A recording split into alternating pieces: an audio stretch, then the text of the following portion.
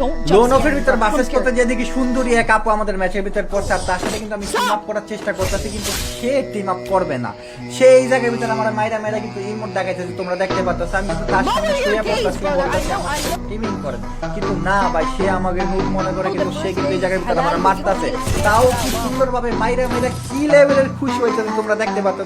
Last আরেকটা round কিন্তু তার সাথে আমি টিম আপ করার চেষ্টা করছি, কিন্তু সে আমার এম করে মাইরা কি লেভেলের খুশি দেখতে পাচ্ছ। এখন কিন্তু রিভেঞ্জ নেওয়ার সময়। কিভাবে রিভেঞ্জ নিলাম সেটা দেখার আগে তোমরা যারা যারা আমার চ্যানেলটা সাবস্ক্রাইব করো না, সবার কাছে ছোট একটা অনুরোধ, প্লিজ সবাই আমার চ্যানেলটা সাবস্ক্রাইব করে দাও।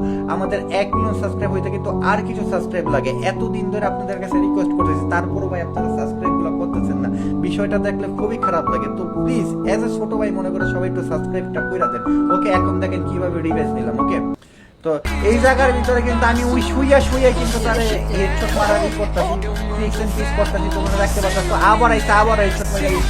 এই জায়গার ভিতরে সে যতবারই আসতেছে আমার কাছে ততবারই কিন্তু হেডশট খাইতেছে, আর তার ফেস দেখলে বুঝতে পারবা সে কিন্তু খুব রাগ হইতাছে। এই জায়গার ভিতরে প্রথমে আমার মাইরা ইমোট মারতে, এখন যে প্রতিশোধ নিতেছি এটা কিন্তু তার কাছে ভালো লাগতেছে না।